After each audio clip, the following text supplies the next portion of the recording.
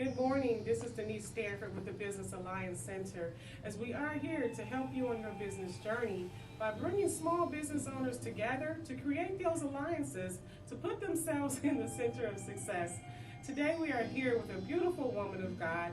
She's a powerful force in the industry that she's in, and she has a touch of fashion that we're going to certainly learn about today as she shares with us her business, Plug Shoppe. Yes. I want to say boss all the time because she's the boss of what she does, okay? How about that? We are here and we're interviewing today with Miss Joy Johnston. Joy, it's been a while since I've seen you. It's definitely a pleasure that you've actually reached out to me and I'm able to see you again. How are you feeling? I'm doing great. It's a good day even when it isn't a good day. So, and just to be in this new realm of entrepreneurship is kind of exciting and tiresome, but I'm great. You know what? That's the truth if you ever said anything else, because it's tiring. So a lot of people feel like when they start their own business that, oh, I get to have all this freedom, I get to make all this money. So when did you discover that wasn't the case? Ooh, from the beginning, really. Didn't take long for me to find that out. Because it's so many avenues to it that when you're by yourself and don't have help, you're always going. So to try to work this in to also have a full-time job and a social life, I was like, oh Lord, I'm just running out of time. But yeah, it's working out. Not enough time, huh? Yeah. So when I actually had the pleasure of meeting you, it was at the Alopecia Cigar Lounge. Okay. It was in the cigar industry. Yes. So how did you get involved in cigars? So really just being on the scene, friends, seeing friends smoke, and one day somebody was like, oh, you want to try one? And they started me with a flavored cigar. I think it was a Tatiana Blue, Ruby Blue. And I was like, oh, this is good. But the more I got into it, the more I realized that flavor cigars are not my thing. And then it became a habit of mine. It's like going out all the time smoking, so I kind of like it. It's relaxing. It sounds like more social. It's more social. At first, I was doing it on a lifestyle thing, like going to events that only, targeted cigar, I guess, fellowshipping and things of that nature. But then it became more social, just going out for music. Yeah. Oh, okay. Do you still smoke cigars? Sometimes. Sometimes? Yeah. I like to go to Cigar International. It's like one of my favorite places to visit. So yeah, sometimes. I'll accept that since the Alopecia is remodeled. Yeah, and I used to love it there. Yeah. Thank you. So what is your favorite cigar? It is the Perdomo 10th anniversary. I also like the Asylums, and then what is it? My Father Lancero. Yeah, those are. Oh, you've got a good. I mean, it seems like one of those sounded on the stronger side, and one of them sounded like they were just really mild. The Asylum is kind of strong. The Lancero is in between, but Perdomo is a mix. It's a good mix of everything. Yeah. Okay. So you've been in there long enough to know what you like. Yeah, I have. Yeah, it hasn't left me. Okay, so when did you start doing earrings? What brought you to that part of the jewelry piece of it? Okay, so one day I purchased some earrings and they were really cute online. I think I paid like $26 for the earrings. And when I went outside, my friend Barbara Reese was like, oh, I love your earrings. I said, me too, girl. I wish I could get a lot of colors. I said, but they're just too expensive. She was like, make them. I was like, make them. I ain't never even thought of that. And then I tried. And then the next thing I know, I was just making earring after earring. And I was like, oh, this is going to be my thing. This is going to be my niche. Because I got this. Yeah, that's how I got into it. Wow, so you started, well, it looks like when I started looking at some of your material, you were kind of starting more so with maybe like clothing pieces, leather strip pieces, denim pieces, which I saw a pair that I love that were denim. Is that kind of like, where did you start as far as your design? What kind of? My design started on a pretty basic level. I started with yarn earrings, the French yarn, the just acrylic yarn, things that you see all over YouTube and Etsy and whatnot. And then one day I just prayed and was like, God, I don't know what I'm doing with this. What do you want me to do with this? And before I knew it, I was making custom designs, earrings nobody ever seen. Like, I can just sit at the table and something comes to me, and I thank God for that because it just seems like this is where I'm supposed to be, and it's coming so naturally. I do custom denim, custom leather. I also do custom silk fabrics as well. So yeah, they turn out pretty well too. They're not that expensive either. Only like $25 per custom design. Yeah. And that's really good because you know what, a good pair of earrings will last you for your lifetime. Yes, as long as you take care of them and you know, don't be swishing them up in a thing like I do. Like I was doing when I first got started, but I've gotten a little better and organizing. Yeah, I'm a little better than I was at first. But my whole point of doing this is to provide that boutique type of experience on a lower scale, like that's affordable for others, because you know there's a lot of people who are doing it and it's so expensive. People like, yeah, I'm never gonna be able to get that, and I'm trying to stay in that realm where it's affordable for everybody, not just you know people who have a little bit more money than others. Right. Do you have different levels though? I mean, I know there are some people that for a nice earring, if they want it, they're gonna pay for it. It is. And some people say, I like that. I like to look good, and I like the accessories that you're offering, but I can't afford like that. Like you said, you keep it at 25. You feel like that's a good medium for you. Now, if somebody sounds like they ask for a custom pair, that might be a little bit more. So the custom denim, leather, and the silk fabrics, I actually charge $35 per custom design. But right now I have them on sale for $25 each, just as an intro. But after, you know, that little time passes, they'll go back to $35. I don't think I'll be doing anything higher than $35 because I just don't feel like it makes sense, you know, for an earring. I mean, especially when I'm gathering my, thinking about the time it takes or the materials. I think $35 is a good price range for a custom earring. Yeah, it does sound good. Yeah. I'm grateful because as a customer, I can accept that. I take that. Yes, indeed. So when you decided to do earrings, has that impacted your time out a little bit since you really started focusing on your craft? And it makes you happy, which is how you know this is what you're supposed to be doing, right? What I'm supposed so to be it doesn't bother you that, okay, now I don't have much time, I gotta fill all these orders.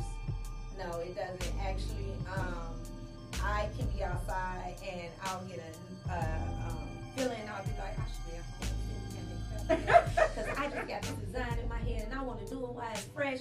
And so I've come to the point where I just don't want to go outside no more. I hardly ever go outside now. I prefer to do pop-up markets and things of that nature. I'm trying to figure out somewhere in there where I can start doing my own pop-ups because, you know, I don't like the pop-ups when there's not any exclusivity. You know, you have 4 or 5 people selling the same thing, making it hard, you know, things like that. So I'm exploring a lot of options, but I'd rather be at home making the earrings. Making the earrings. Because you're making money instead of spending money, right? Yeah, I'm still spending it because the supplies ain't cheap. But but I'm having fun doing it. It's, I guess it's what makes it worth doing it because I'm really enjoying myself. Right.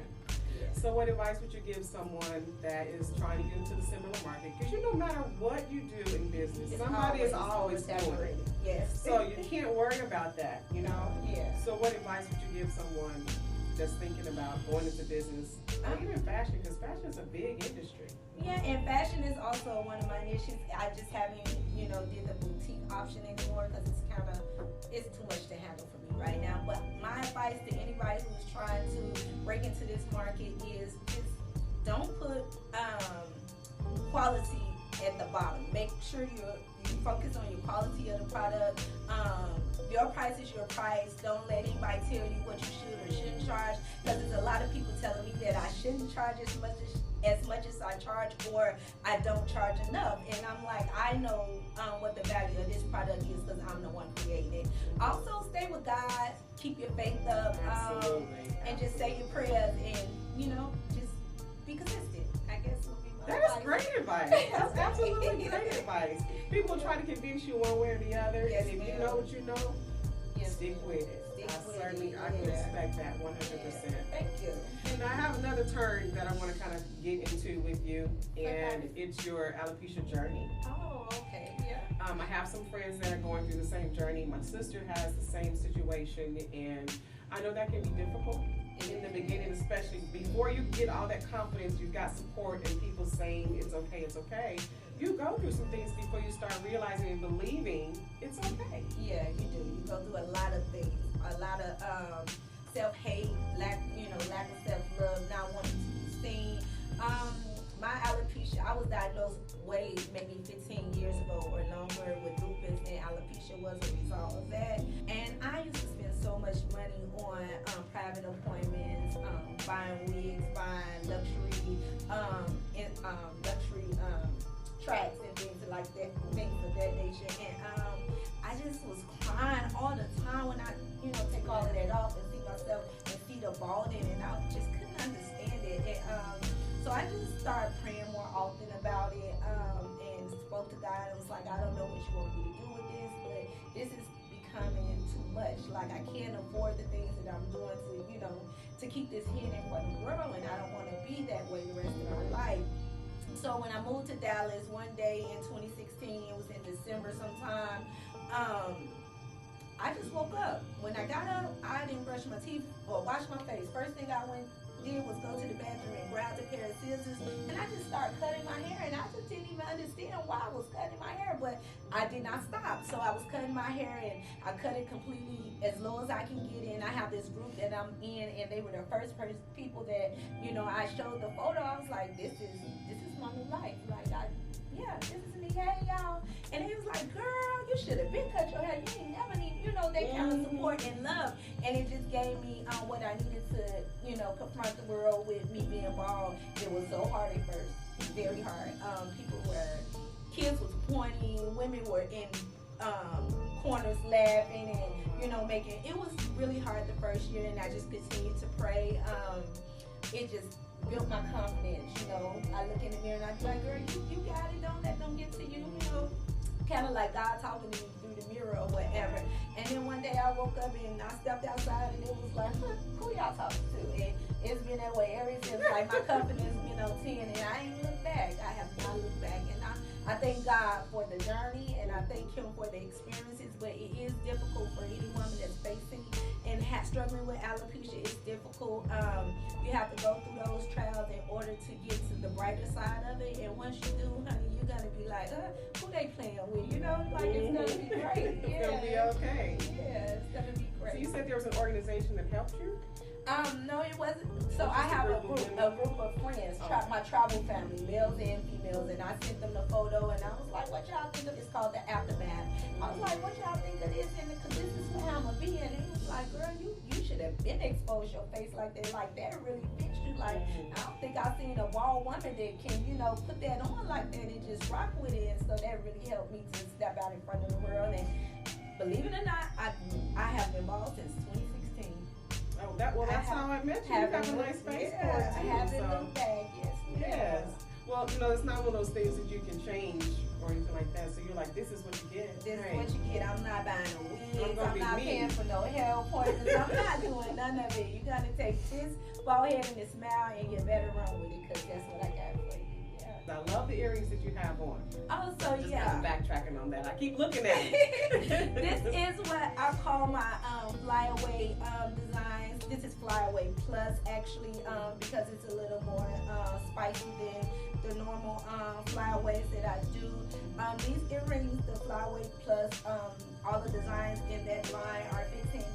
My simple flyaways are $10.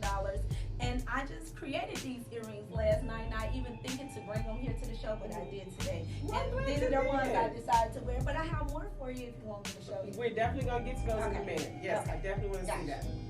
Okay, so we had a couple statements here that I wanted to ask you to do a little deeper dive into. Okay. But before we do that, I want to take a quick break and let everybody know we've got some great small businesses that we've interviewed with, and we want to share a little bit of what they have to offer. So after this break, we'll be right back. And God said He'll give us the keys to the kingdom of heaven. And so I just said, you know what? Keys open doors. We use keys for everything. And so when my person find their keys, I'm praying God's blessing to open all doors for them in Jesus' name. You can find me on Etsy, Depop. I'm also on Mercari, the717.com. And you can find me on TikTok. Instagram is the717. That's TheSevenone, and then the number 7. That's all it takes is a chase.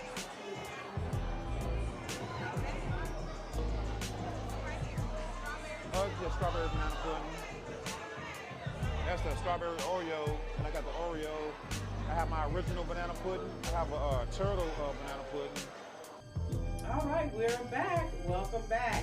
Okay, so we have a couple statements that we are going to talk to Miss Joy. She wrote these statements back March of 2023, so it's been almost a year. So let's see if we can refresh her memory and kind of get an idea of where she was at in her life and what it is that she was really feeling.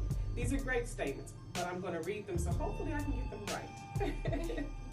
So her statement was, I, Joy L. Johnson, will be forever grateful that God saw fit to lead me from struggle to ease, from conflict to unity, from sadness to happiness, and eventually, I think it'll happen, from the single life to a love I've never known. All right, Ms. Joy, where were you at this place in your life? I mean, this is a great statement. I had just realized, come to a realization that God has brought me through so many things, y'all. Like, you don't know my complete story, and even not even speaking my story right now, I'm getting teary-eyed thinking about it. So, anywho, I just realized that God had brought me through a lot of things, you know. And at that point, I was making the type of money I never in my life dreamed that I can make, and I was like, God, Lord, if you would have told me I was gonna be here, not even 5 years ago, 10 years ago, I would have been like, nah, y'all joking, right? I felt like I finally got a seat at the table and I can breathe. I can do things without struggling. I can do things without wondering what I was giving up in order to have this or to do that. And then as far as the unity, it's friends. It's the people in my circle. I have a great bunch of women that I love so much. They're so honest, you know. There's no competition. There's no conflict. And coming from Chicago, it was always there. I'm not knocking any of my friends and family. It was just always something to bring you down and make you miserable. And to move away from that, is just something that only God can do and prepare you for, right? Your voice shaking, making me shake. I'm sorry. I'm telling you, my life has been full of a lot of things, and I've overcome a lot of things. Now, when we talking about this single, now May 2023, I had decided to go on a journey of celibacy, and it has opened my eyes to a lot of things. It has helped me to learn myself, learn what I like, what I don't like, to say no when I really mean no, you know, and to stick with that. That's important. Yeah, I haven't found love. Yeah, that's fine. I haven't. I'm still single, and I just feel like I'm a lot to handle. And when I say a lot, I don't mean like I'm full of drama or anything. I mean my personality is so bubbly. My ambition is so high. I like to travel. You know, I'm a lot, and I'm very honest and upfront. So I feel like when God finds, look at me, you hear my voice trembling? I'm sorry, y'all. When God finds that God that can handle all of joy, all that I have to give, I'm gonna understand. I'm gonna see that person, and that's when that love will manifest. And I'm just waiting. I'm still here waiting. I don't have a negative thought about love, but I'm not also rushing it. You know what I mean? Very good. Yeah. Very good.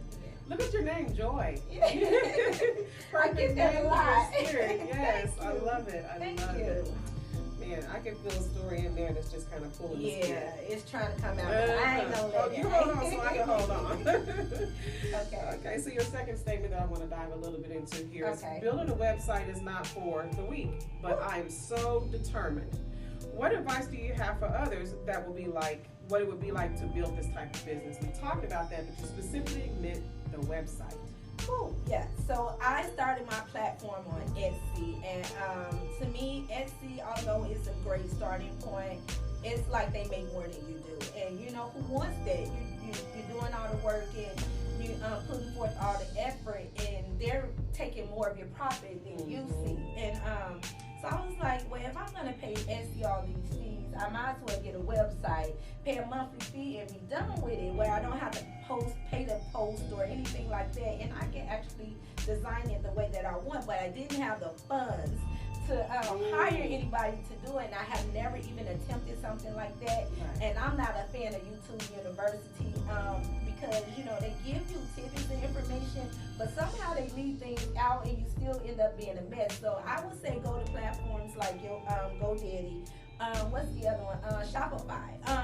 I'm on GoDaddy, and GoDaddy was, it was difficult, But Was it really? it was They difficult make like because GoDaddy so easy to just put it all together. I'm gonna say it was difficult because I didn't understand why I needed to have the web page and then a store. Why can't I just have a store? Why do I have to have both? It was like I couldn't understand how to make them link or how to get the products to, you know, go on there the way that I wanted them to go on there. Didn't understand that if I log into the website, I'm in the website, I need to log into GoDaddy to actually put the things that I want on here and to edit what I. So it's like you have so many avenues that you have to go through Okay, to so get that it was done. definitely a challenge. It was a challenge, but I got it done. Well, I'm getting it done. I've listed a lot of things on there. Some things still need to be updated, so I would just say bear with me.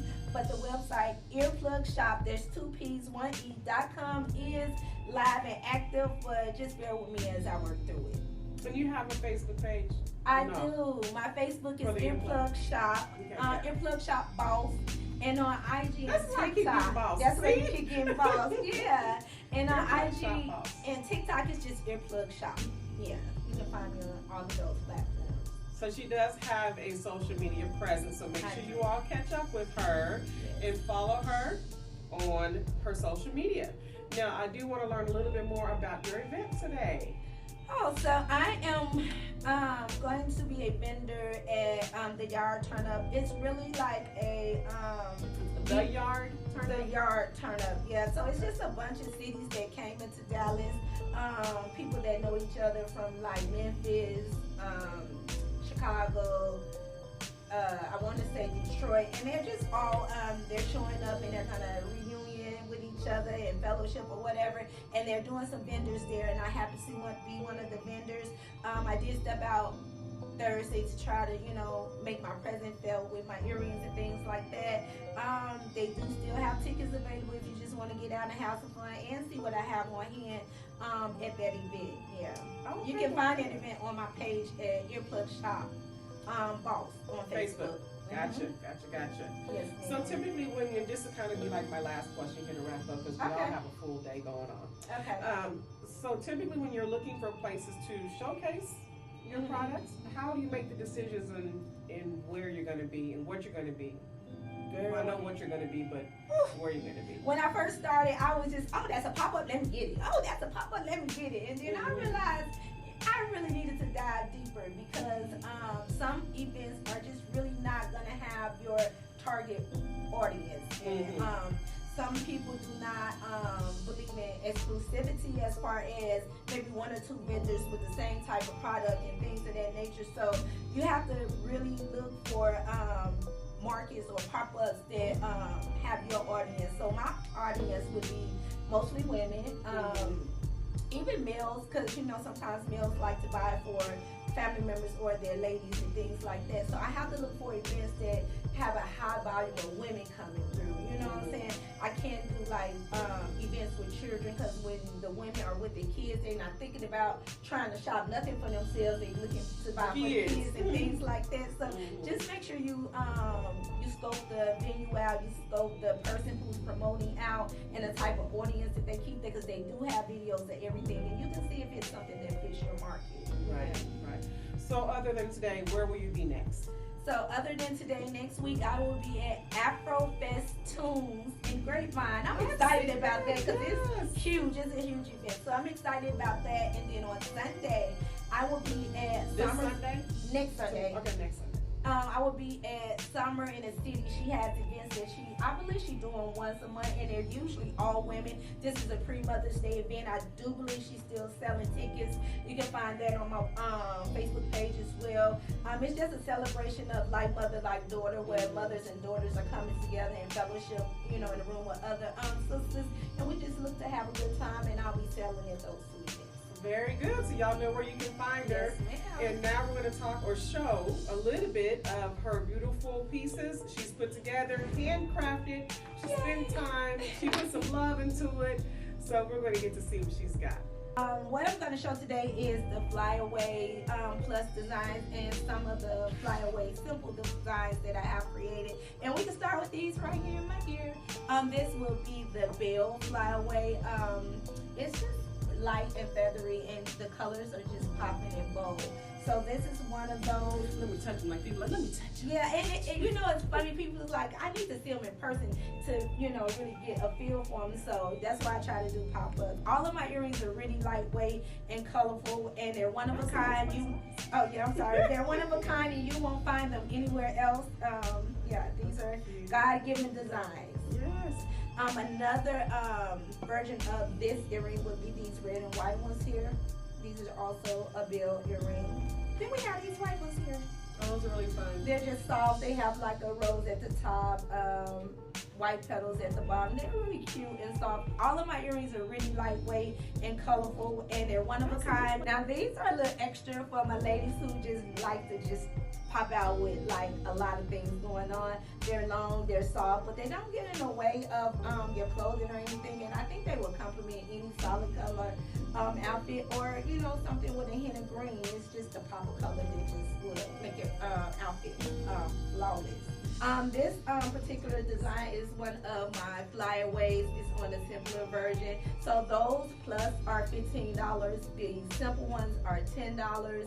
Everything is usually made to order. I don't keep a lot of inventory. What I have, I usually sell at the markets and things like that. This is another version of the flyaway. You see I have the big medallion up here with all the colors to complement the colors and the feathers. This is one of my bohemian styles. It is made of burlap and pearls, and it's just beautiful. Somebody who's mostly on a simplistic nature, a minimalist nature of jewelry, and I think they're fun, and again, they're very light. Thank you all so much for joining us today here on the Business Alliance Center. I've been your host, Denice Stanford, our guest, Ms. Joy Johnson. If you'd like to interview with us, please send us a message to our message center at 682-422-7090. And you can also find us on TikTok, Facebook, Instagram. And what else? That's it for me. I think that's about it. You all have a great evening. Thank We'll see you. y'all next time.